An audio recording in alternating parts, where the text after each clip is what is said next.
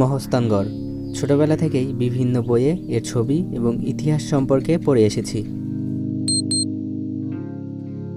আজকের ভিডিওতে স্বল্প পরিসরে এই জায়গার ইতিহাস সম্পর্কে জানানোর চেষ্টা করব।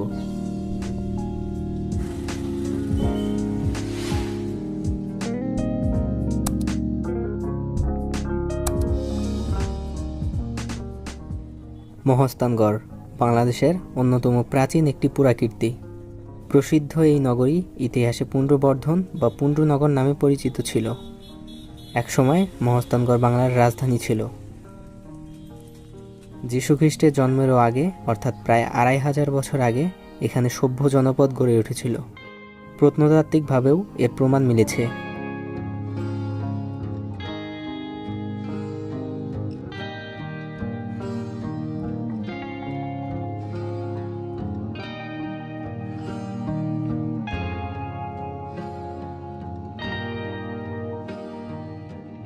মহস্তানগড়ের অবস্থান বগুড়া জেলার শিবগঞ্জ উপজেলায়। বগুড়া শহর থেকে ১৩ কিলোমিটার উত্তরে করতোয়া নদীর পশ্চিম তীরে গেলেই এই শহরের ধ্বংসাবশেষ দেখা যায়। ২০১৬ সালে এটি সার্কের সাংস্কৃতিক রাজধানী হিসেবে ঘোষণা হয়। এখন প্রশ্ন আসতে পারে যে মহস্তানগড়ে আসলে দেখার মতো কি কি আছে। তো যেখান থেকে আসুন না কেন আপনি তো প্রথমেই মহস্তানগড় বাজারে আসবেন। তো মহস্তানগড় বাজারের সাথেই রয়েছে শাহ সুলতান বলখী মাইশাওয়ারের মাজার। মূল গেট দিয়ে প্রবেশ করে সিঁড়ি দিয়ে উপরের দিকে উঠলেই পাবেন মসজিদ। মসজিদের ডান পাশেই রয়েছে সেই মাজার।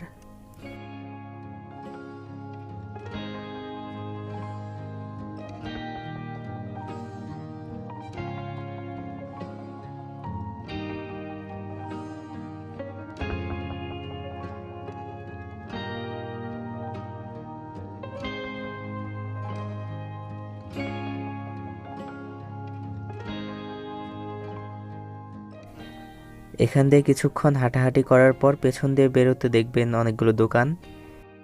এই দোকানগুলো থেকে সামনের দিকে একটু এগোলেই পাবেন একটা পাথর, যেখানে স্থানীয় মানুষ অর্থাৎ গ্রামবাসী দুধ দেয়। তাদের বিশ্বাস এই পাথর নাকি দুধ খায়। এই পাথর দেখে সামনের দিকে আরও এগিয়ে গেলে পাবেন হচ্ছে মানুকালীর কুণ্ড।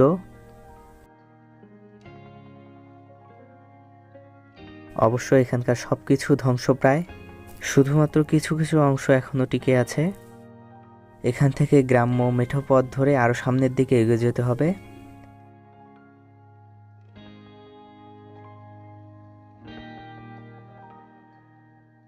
এটা হচ্ছে জিয়তকুণ্ড। এটা নিয়েও একটা চমৎকার ইতিহাস আছে, যদিও সেই ইতিহাসটা আরেকদিন বলা যাবে। এই কূপ থেকে বাঁ পাশে আরেকটু সামনের দিকে গেলেই পাবেন পরশুরামের প্রাসাদ। সবকিছু দেখতে চাইলে হেঁটে যাওয়াটাই উত্তম, কারণ হেঁটে গেলে আপনি সবকিছু ভালো করে দেখতে পাবেন এবং নিজের মতো করে দেখতে পাবেন। তো হাঁটতে হাঁটতে এবারে আরেকটা চমৎকার জায়গায় চলে এসেছি। আমার কাছে এই জায়গাটাকে অনেকটা চীনের মহাপ্রাচীরের মতো মনে হয়েছে। চীনকে শত্রুর হাত থেকে রক্ষা করার জন্য যেমন চীনের মহাপ্রাচীর তৈরি করা হয়েছিল, ঠিক তেমনি একসময় মহস্তানগড়ের সুরক্ষা প্রাচীর হিসেবে কাজ করেছে এই বেষ্টনী।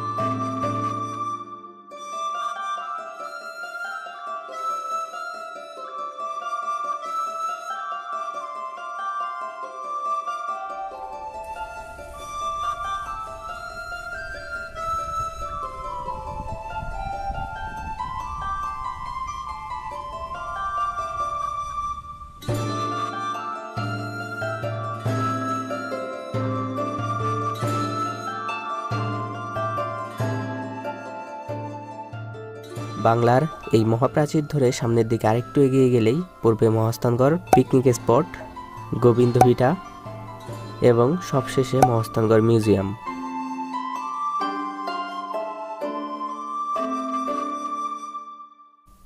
মহস্তানগড় বাজার থেকে যে স্থাপনাগুলো দেখতে দেখতে আমরা এই পর্যন্ত আসলাম, আপনারাও যদি এগুলো দেখতে দেখতে আসেন তাহলে 40 মিনিটের মতো সময় লাগবে।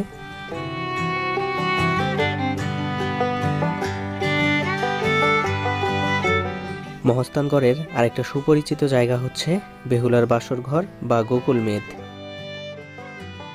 জাদুঘর থেকে সেখানে যেতে সিএনজি কিংবা এই টাইপের ভ্যানে ভাড়া নেবে 20 টাকা করে।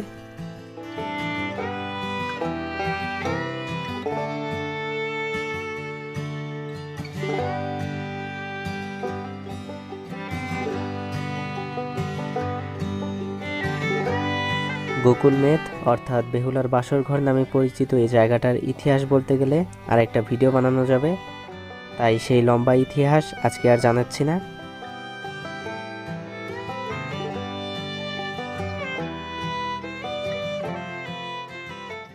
পরিশেষে এটুকু বলার, বাংলার এই প্রাচীন রাজধানীকে দেখতে হলে একদিনের বগুড়া ভ্রমণে এসে এই সবগুলো জায়গা ঘুরে যেতে পাবেন।